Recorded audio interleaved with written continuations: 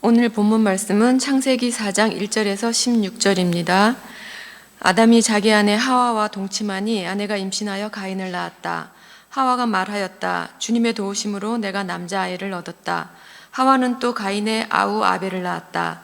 아벨은 양을 치는 목자가 되고 가인은 밭을 가는 농부가 되었다. 세월이 지난 뒤에 가인은 땅에서 거둔 곡식을 주님께 제물로 바치고 아벨은 양떼 가운데서 맛배의 기름기를 바쳤다.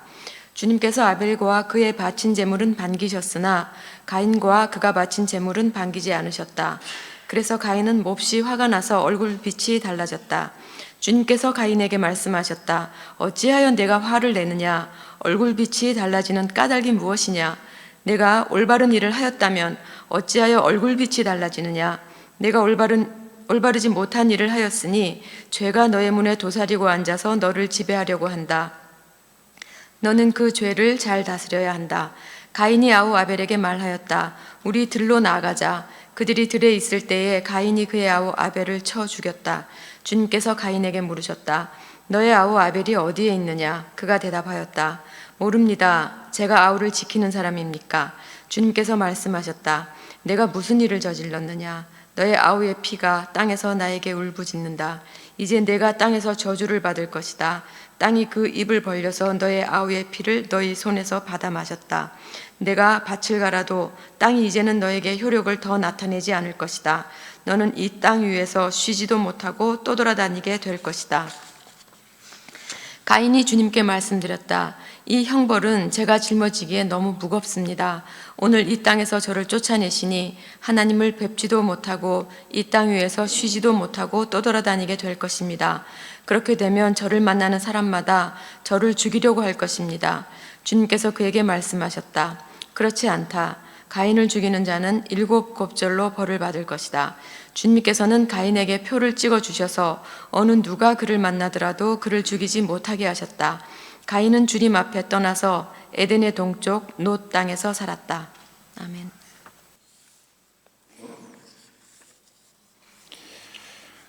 오늘 존엄성에 대해서 두 번째로 말씀드립니다. 성경을 보면 하나님과 사람이 나눈 첫 대화, 그러니까 하나님이 일방적으로 사람에게 얘기한 거 말고 둘이 나눈 대화, 첫 번째 대화는 질문과 대답입니다. 하나님이 질문했고 사람이 대답했죠. 첫 질문은 이겁니다. 아담아, 내가 어디 있느냐? 이거예요. 아담과 하와가 선악과를 먹고 부끄러워서 가리고 숨었잖아요.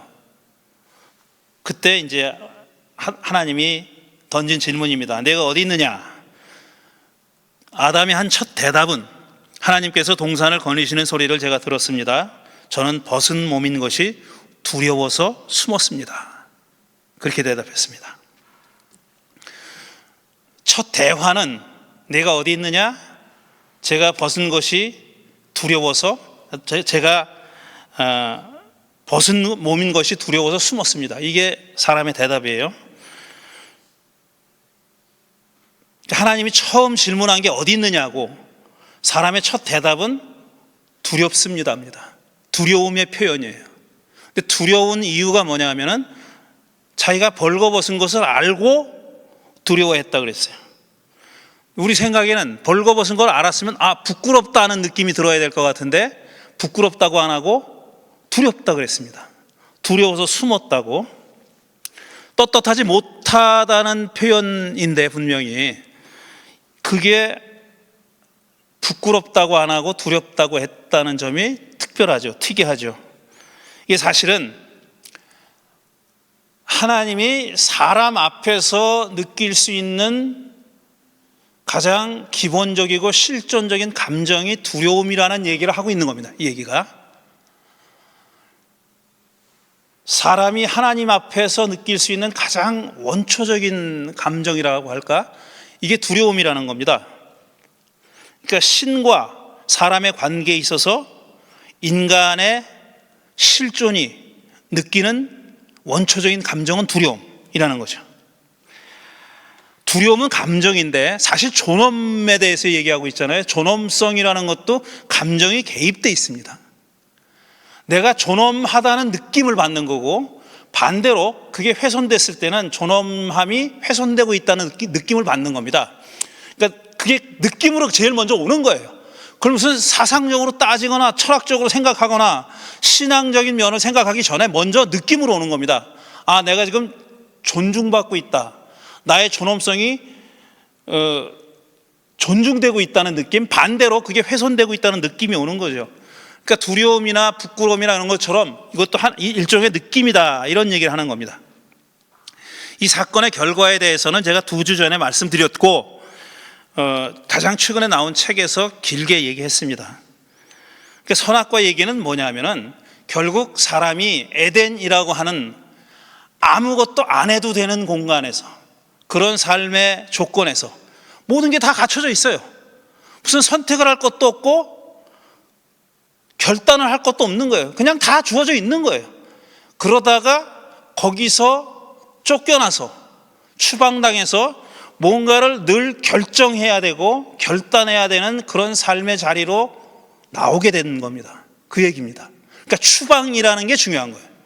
에덴 동산 이야기에서는 추방이라는 게 중요한 겁니다. 그러니까 결정을 해야 돼요. 내 삶은, 이제부터 내 삶은 내가 결정하는 대로 이루어지는 겁니다. 내가 결단하는 대로 이루어지는 거예요. 그러니까 잘못할 수도 있죠. 그럴 위험이 있다는 겁니다. 그러니까 거기에 대한 책임도 나 자신이 져야 되는 거고, 그 결과도 받아들여야 되는 그런 삶의 모습을 가질 수밖에 없게 됐다는 거죠. 자유와 선택과 결단이 필요하게 됐다는 겁니다.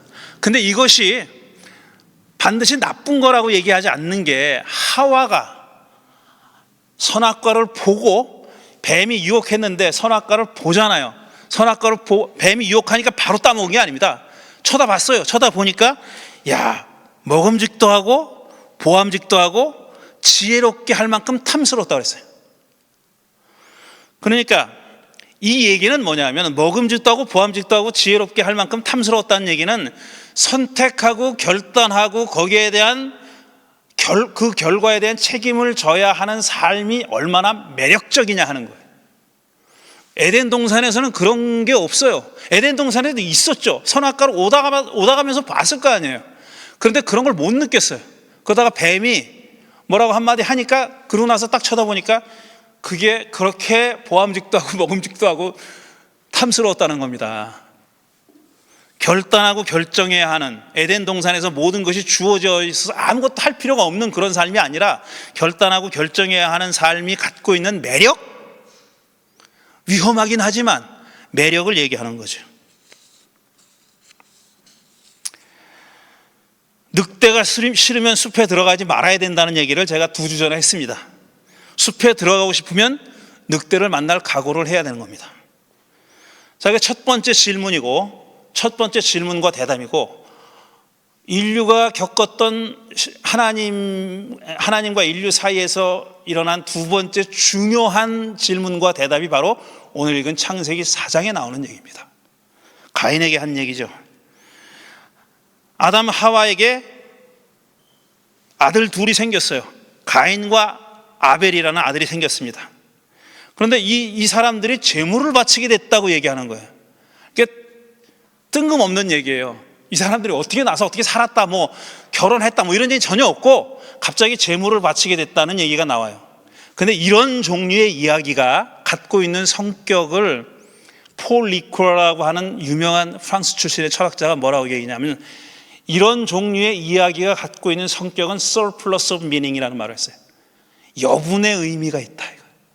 그러니까 그 얘기가 말하려고 하는 이야기가 하나가 아니라는 거예요. 굉장히 많은 가능성이, 해석의 가능성이 담겨 있는 그런 얘기라는 뜻입니다. 성경의 이야기들은 대체로 surplus of meaning이에요. 여분의 이야기가 담겨 있는 얘기. 그래서 해석하는 사람마다 다 다르게 해석할 수 있는 거예요. 일부러 모호하게 만들어요, 이야기를. 아브라함이 이삭을 제물로 바치기 위해서 모리아산으로 사흘을 걸어갑니다. 근데 사흘을 걸었다는 말밖에 없어요. 사흘 동안 얼마나 많은 얘기가 있었겠어요. 일단 이 장작을 지고 가는 이삭이라는 자는 얼마나 궁금했어요. 이게 어디로 가는지도 모르고, 왜 자기가 장작을 지고 가는지도 모르고, 몰라요. 그냥 아버지가 가리니까 가는 겁니다. 얼마나 궁금한 게 많았겠어요. 그러다가 이제 거의 막판에 와가지고 장작은 여기 있는데 양은 어디 있습니까? 이렇게 물어보잖아요. 그 사이에 함축된 이야기가 엄청나게 많은 거예요. 이게 구약성서라는 이야기의 특징입니다. 그걸 폴 리커는 surplus of meaning이라는 말로 표현한 거예요. 이름 잘 붙여요. 이런 이름 잘 붙여야 철학자가 되는 겁니다. 이름 기가 막히게 붙였어요. surplus of meaning, surplus of signification 이라는 말을 썼어요. 여분의 이야기, 여분의 의미가 많은 이야기다 이겁니다. 이것도 딱 그래요. 갑자기 제사를 드린대. 또 제사를 드린다고 그래놓고 뭐라 그랬냐면 다 자기가 한 일에 소산을 가지고 제사를 드렸다 그럽니다. 가인은 농사꾼입니다. 그러니까 곡식으로 제사를 드렸어요. 아벨은 목동이야. 그러니까 자기의 그 양의 맛배의 기름기를 가지고 제사를 드렸다 그랬어요. 제사를 드렸어요. 결과가 어떻게 됐냐면은 하나님이 야훼가 가인과 그가 바친 제물은 반기지 않았다 그랬어요. 달갑적이지 않았다는 얘기예요. 아벨에 바친 제물은 반겼으나 가인과 그가 바친 제물은 반기지 않았다 그랬어요. 그게 딱 끝입니다. 그런데 그렇게 돼서 결과가 어떻게 되냐면 가인이 화가 났어요. 가인이 화가 나서 얼굴빛이 달라졌다고 우리가 읽은 새번역 성경은 그렇게 번역했는데 원문 그대로면 얼굴을 떨궜다 이렇게 돼 있어요. 고개를 떨군 겁니다. 화가 난 거를 안 보여주고 싶은 거예요. 그래서 얼굴을 떨궜다 이렇게 돼 있어요. 자, 그런데 하나님이 야훼가 그걸 보고 알아챘어요. 아, 이놈이 화가 났구나 지금 하고 알아챘어요. 그럼 뭐라고 얘기하냐면은 어째 내가 화를 내느냐, 다 질문입니다. 야훼가 질문했는데 가인은 대답을 안 해요. 이상하죠? 어째 내가 화를 내느냐? 그럼 제가 이래서 화가 났습니다 이렇게 대답하면 좋을 텐데 그게 없어. 이게 surplus meaning이에요. 이 자가 대답을 안 한 게 많은 가능성을 내포하고 있는 겁니다. 얼굴빛이 달라지는 까닭이 무엇이냐 이렇게 얘기해요. 그러니까 이 얘기를 펼쳐가는 화자도 너레이터도 얼굴빛이 달라졌다고 얘기했어요. 얼굴을 떨궜다 그랬는데 똑같이 화자하고 똑같이 야훼도 또 그렇게 얘기해요. 너 왜 얼굴 떨구고 있어? 이렇게 물어본 겁니다. 이렇게 얼굴빛, 얼굴 떨군다는 행위가 상징적으로 의미하는 바가 분명히 있어요. 우리가 몰라서 그렇지. 무슨 뉘앙스를 가지고 있는지 몰라서 그렇지 있습니다. 그리고 나서 야훼 하나님 뭐라고 얘기하시냐면은 내가 올바른 일을 하였다면 어찌하여 얼굴빛이 달라지느냐? 왜 얼굴을 떨구느냐? 내가 올바른 일을 하였다면 왜 얼굴을 떨구느냐? 왜 화를 내느냐? 이런 거죠. 내가 올바르지 못한 일을 하였으니 이거는 전제입니다. 야훼가 너 올바르지 않은 일을 했어 라고 얘기한 거예요. 죄가 너희 문에 도사리고 앉아서 너를 지배하려고 한다 이렇게 얘기해요. 네가 올바르지 않은 일을 했습니다. 그 무슨 가능성이 열렸냐면은 죄를 지을 가능성이 열렸다는 거예요. 죄가 네 문지방에요. 정확하게 문지방에 도사리고 앉아서 너를 호시탐탐 노리고 있어 라고 얘기한 겁니다. 이게 죄를 졌다는 게 아닙니다. 죄를 지을 가능성이 열렸다라고 얘기하는 거예요. 그런데 이렇게 말을 맺어요. 너는 그 죄를 잘 다스려야 한다. 이게 뭐냐? 너 다스릴 수 있어. 죄에 빠지는 건 네 운명이 아니야. 네가 다스릴 수 있어. 이렇게 얘기한 거예요. 죄를 질 가능성이 있어요. 호시탐탐 노리고 있어요. 그 길이 열렸어요. 그거는 뭐가 열었냐면 네가 올바른 일을 하지 않은 것이 그런 가능성을 열었고, 그렇지만 너는 죄를 지을 운명은 아니야. 너는 죄를 지배해야 돼. 죄를 지배할 수 있어. 이런 뜻입니다. 이렇게 얘기한 거예요. 여기도 대화하지 않아요. 야훼 하나님이 혼자 얘기했는데 가인은 아무 대답, 묵묵부답입니다. 대답하지 않아요. 자, 가인이 한 올바르지 않은 일이 뭘까? 이게 궁금하잖아요. 그러니까 이 해석자들이 또 이 미닝이 많으니까, 의미가 많으니까 온갖 해석을 다 내놨어요. 이게 다 한번 살펴보면 뭐 여러분이 살펴볼 일은 없겠지만 그럴 필요도 없고요. 살펴보니까 참 정말 어떤 건 기발하고 어떤 거는 참 이런 자가 다 학자야 할 정도로 너무 터무니없는 얘기들도 뭐 너무 많아요. 근데 기본은 뭐냐면은 가인이 심각한 잘못을 저질렀다는 얘기를 하고 싶은 거예요. 그래야 야훼 하나님이 한 말이 정당화됩니다. 근데 뭘 잘못했는지가 분명하지가 않은 거예요. 대부분의 사람들은 그거 곡식을 바친 게 잘못된 거다 이렇게 얘기해요. 아마 90%는 그럴 거예요. 해석자들 90%는 얘도 잘못 바친 거야. 얘가 재물을 잘못 바친 거라고. 곡식 바치는 게 아니라 짐승을 바쳤어야 돼. 이렇게 얘기하는 거예요. 그러면서 또 좀 폼 잡는 사람들은 이거는 농경 문화와 목축 문화의 갈등이다. 문명의 충돌이다. 뭐 이렇게 똑같은 얘기예요. 사실은 말만 더 폼나게 한 거지. 똑같은 얘기예요. 재물 잘못 바쳤다 그 얘기입니다. 그런데 생각해 보세요. 재물을 이걸 바쳐라라는 얘기가 없습니다.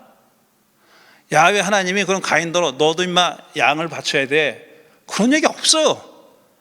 그리고 자기가 한 일에 소산을 가지고 재물을 바치는 거예요. 그건 당연한 거 아닙니까? 그건 안 물어도 당연한 거죠, 그게. 가인이 그렇게 했다고요. 가인은 그렇게 한 겁니다. 근데 어찌됐든 간에 이유는 모르지만 하나님은 그게 올바르지 않다고 얘기한 거예요. 왜 올바르지 않은지는 몰라요. 그게 아니면 또 다른 사람들은 재물 바치는 것이 문제가 아니라 재물을 안 받았다고 해서 화가 난 게 잘못된 거다 이렇게 얘기하는 사람들도 있어요. 재물 잘못 바쳐서 그래 그럼 다음에는 그냥 양으로 바치면 되지 이러면 될 것이지 이놈 네가 뭘 잘났다고 하나님께 대고 곡식을 안 받았다고 화를 내 이놈아 이런 기분. 이것도 뭐냐, 다 가인이 잘못했다고 전제하고 하는 거예요. 하나님은 언제나 옳아, 하나님은 언제나 정당해 라는 전제가 깔려 있는 겁니다. 그러니까 하나님이 잘못했다고 얘기 안 하려니까 무조건 가인이 잘못해야 되는 거예요. 그래서 그 핑계를 찾아내는 그런 해석들입니다. 근데 올바르지 못한 일이 뭔지는 몰라요. 어쨌든 그 일은 그렇게 결정이 났어요. 그렇지만 그게 죄라고 얘기하지 않습니다. 성경에서 죄라는 말이 제일 처음 나오는 대목이 여기에요. 창세기 4장에 제일 먼저 나옵니다. 아담과 하와가 선악과 따먹은 건 죄라고 명명한 적이 없어요. 그건 죄라고 얘기하지 않아요. 죄라는 말이 여기 처음 나와요. 근데 죄를 저질러졌다고 얘기하는 게 아니라 죄를 저지를 가능성이 열렸다라고 얘기하는 겁니다. 아직까지 죄를 저지르지 않았어요. 그런 얘기입니다. 지금 미래의 가능성 얘기죠. 제가 지난 주일에 존엄성에 대해서 얘기하면서 존엄성이라는 것은 이 세 가지로 나눠서 볼 수 있다고 얘기했죠. 내가 남으로부터 어떤 취급을 받느냐 하는 게 존엄성을 결정하는 중요한 요인이라고 말씀드렸어요. 저 사람이 나를 우습게 알고 나에게 모멸감을 주면 내가 존엄성이 훼손되는 느낌을 받는 겁니다. 그 다음에 또 반대로 내가 남을 어떻게 대하느냐도 존엄성과 중요한 관련이 있다고 그랬죠. 내가 저 사람을 모멸감을 주게 대하면은 저 사람이 모멸감을 느끼는 건 물론이고 나의 존엄성도 영향을 받는다, 간접적으로 영향을 받는다 말씀드렸잖아요. 그 다음에 세 번째로는 내가 나를 어떻게 보느냐가 또 존엄성에 중요하다고 말씀드렸어요. 근데 내가 나를 어떻게 보느냐가 중요한 이유는 뭐냐 하면은 내가 로빈슨 크루소처럼 혼자 무인도에 가서 살면은 아무 상관없어요. 내가 나를 어떻게 보든지 간에 아무 상관도 없습니다. 아무도 없어요. 남들이 없으니까. 그런데 내가 나를 어떻게 보느냐는 우리가 사회를 이루고 살고 있기 때문입니다. 남들과 함께 살고 있기 때문이에요. 근데 내가 나를 어떻게 보느냐 하는 것도 남들과 무관하지 않다, 이런 얘기를 드렸습니다, 지난번에. 그러니까 결국 존엄성이란 뭐냐면 남과의 관계에서 얻을 수도 있고 그 다음에 잃어버릴 수도 있는 것, 내가 나를 어떻게 대하느냐 하는 것도 여기서 벗어나지 않는다, 그런 얘기를 말씀드렸습니다. 그리고 지난주에 믿을 수 없는 대회를 하더라는 얘기를 말씀드렸잖아요. 난쟁이 멀리 던지기 대회, 그 말씀을 드렸잖아요. 이게 정말 유럽에서 프랑스에서 있었다는 거예요. 우락부락한 놈들이 나와가지고 난쟁이를 멀리 던지는 대회, 가장 멀리 던지는 놈이 우승하는 겁니다. 상금도 엄청 걸려있고 그게 프랑스만의 국내 대회가 아니에요. 국제대회라는 거예요. 국제대회. 난쟁이 멀리 던지기 대회가 국제대회라는 겁니다. 결국은 프랑스 대법원과 유엔에서 그걸 금지시켰다고 말씀드렸잖아요. 근데 멀리 던지기 대회를 하는 거예요. 4m 얼마 던진 놈이 우승했대요. 난쟁이를 멀리 던지는. 그러니까 그거를 본 사람이 야, 이게 무슨 무도한 짓이냐 도대체. 사람을 멀리 던지는 것으로 상을 받는 그런 대회가 있다는 게 너무나 말도 안 된다. 이건 인간의 존엄성에 관한 문제다 해가지고 문제 제기를 해가지고 거기 대회가 벌어지는 현장에서 관객하고 말다툼을 했다는 그런 말씀을 드렸잖아요. 이 사람은 존엄성의 문제라고 본 거예요. 어떻게 그럴 수가 있냐고. 사람을 멀리 던지는 대회를 할 수가 있냐고. 근데 생각해 보세요. 그게 물건을 던지는 대회라면 대회가 열리질 않아요. 올림픽이 있기는. 근데 그렇게 사람이 환호하지 않죠. 그게 난쟁이기 때문에, 사람이기 때문에 그렇게 환호하고 난리치는 겁니다. 거꾸로 얘기하면 존엄성을 가지고 있는 사람을 던졌기 때문에 대회가 되는 거예요. 존엄성이 훼손되는 대회입니다. 그러니까 사람들이 열광한다는 거예요. 역설적으로 그런 문제가 있다는 거죠. 그래서 말도 안 된다 그랬더니 관객이 아니 여보쇼, 누가 난쟁이더러 강요했습니까? 저 사람이 선택한 거다. 저거는 선택했는데 자발성, 주체성이 있는 그런 선택이라는 거죠. 내가 선택해가지고 내가 던져지겠다는데 네가 뭔데 야단이야 이런 겁니다. 네가 뭔데 존엄성 어쩌고 해. 내가 괜찮은데 왜 그딴 소리를 하냐, 이런 반박이 있다고 말씀드렸잖아요. 중요한 건, 존엄성이 중요한 건 뭐냐면 주체성과 자발성입니다. 그러니까 내가 그걸 선택했느냐 하는 거예요. 이 사람이 난쟁이를 찾아갔습니다. 그 던져진 난쟁이를 찾아갔어요. 찾아가서 아니 당신 어쩌면 그럴 수가 있냐고. 당신 물건처럼 패대기 쳐지는 게 어떻게 그거를 돈을 준다고 할 수가 있냐, 그렇게 물었어요. 그랬더니 뭐라고 그랬냐면 그 사람이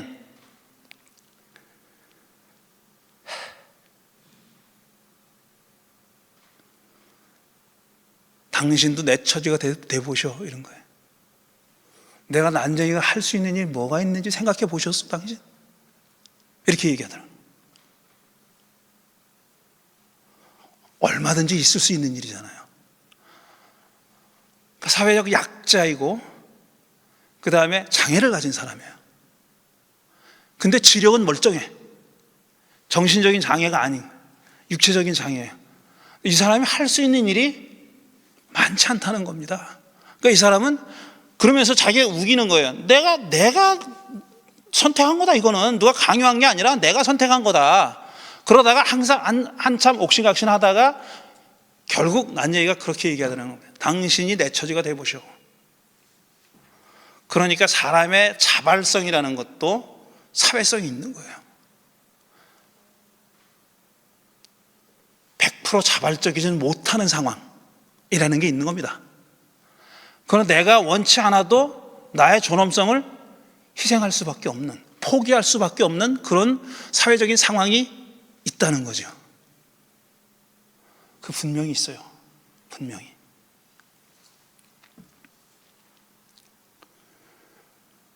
결국은 법원이 이걸 못하게 했습니다.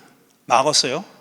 그런데 법원이 막지 않았다고 해서 이런 일이 계속 되는 것이 옳으냐? 물론 이 난쟁이가 자기를 스스로 자발적이지 않은 선택이죠. 실제로는 자기는 자발적으로 선택했다고 얘기하지만 그 사람에게는 옵션이 많지 않은 거예요. 그래서 어쩔 수 없이 그 길을 간 겁니다. 먹고 살려고, 가족들 먹이려고 그렇게 간 거잖아요. 그건 100% 자발적인 선택이라고 말할 수는 없는 거죠. 하긴 따지고 보면 100% 자발적인 선택이라는 게 거의 없을 겁니다. 다 사회적인 제약이 있고 어떤 조건 하에서 자발성을 얘기하는 거니까. 그러니까 존엄성이라는 것도 항상 조건이 있는 거죠. 짧게 하려고 생각했는데 아직 한 가지는 더 얘기해야 됩니다. 그러니까 사회가 허락했다고 해서 만능은 아니다 라는 겁니다.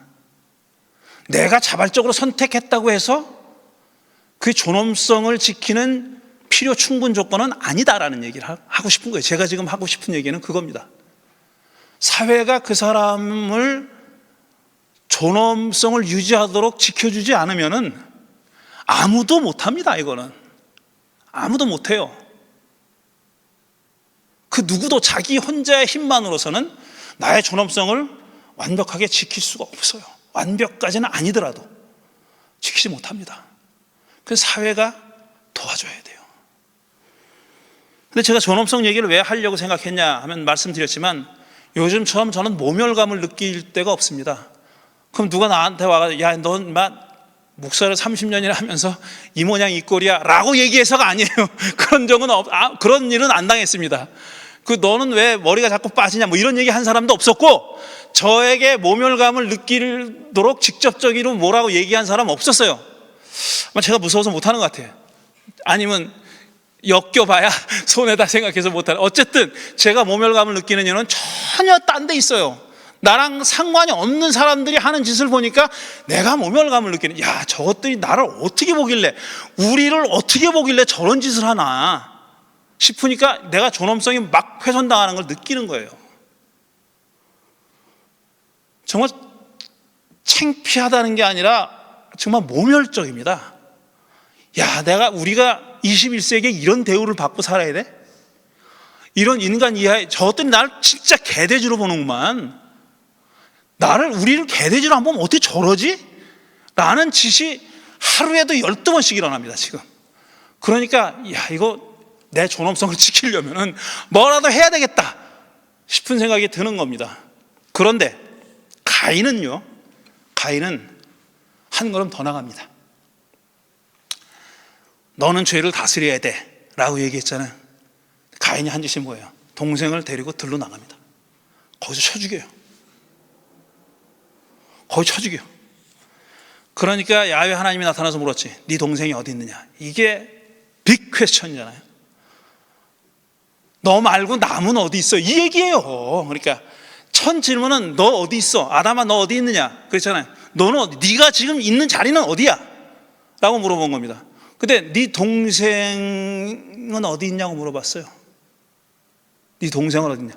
그거는 남과의 관계에서 나는 어디 있냐고 묻는 겁니다.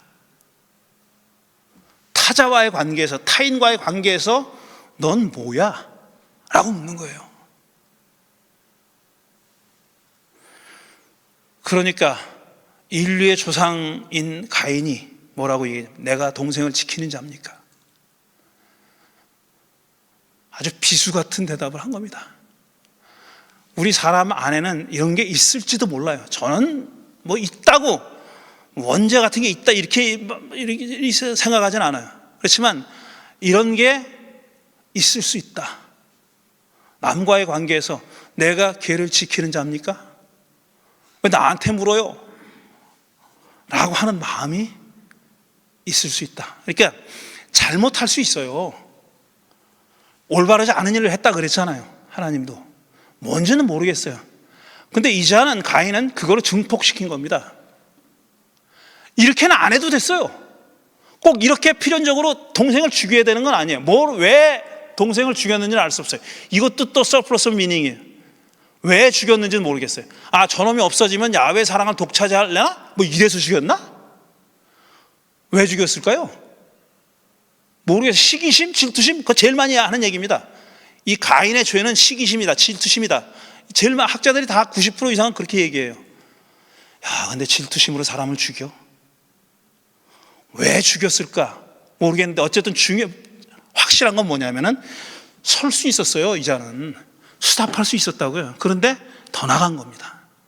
더 나간 거예요. 그러니까 우리가 잘못할 수 있어요. 존엄성이 내가 남의 존엄성을 훼손할 수도 있고 내가 나의 존엄성을 훼손할 수도 있어요. 근데 언제나 우리에게는 정지할 수 있는 능력이 있습니다. 거기서 고만할 수 있어야 돼요. 그런 능력이 있다고요. 죄가 도사리고 있지만 너는 죄를 다스릴 수 있다고 그랬잖아요. 고만할 수 있는 겁니다. 근데 안 한다고, 그거를.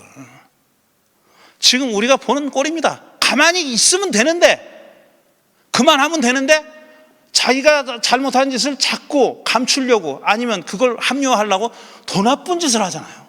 계속. 이게 다 망하는 겁니다. 근데 이 가인이란 사람 이야기에는 그런 의미가 담겨 있는 거죠. 존엄성은 다 같이 지켜야 하는 일이고, 존엄성은 그게 훼손됐을 때 과감하게, 용기 있게 믿음을 갖고 수답해야 됩니다. 서야 됩니다. 우리는 그런 행동을 하면서 살 수밖에 없어요. 완벽한 인간 아닙니다. 남을 상처 줄 수도 있고 남의 존엄성을 훼손하는 일들을 많이 합니다. 그걸 깨달았을 때는 바로 서야 됩니다. 그게 믿음이에요. 그게 용기고 그게 진짜 믿음입니다. 하나님, 예수님 입에 올리는 게 믿음이 아니라 그게 쓸 수 있는, 수답할 수 있는 거, 그게 믿음이다. 오늘 여기까지만 하겠습니다. 아이고 힘들어. 잠시 묵상하고 예배 진행하겠습니다.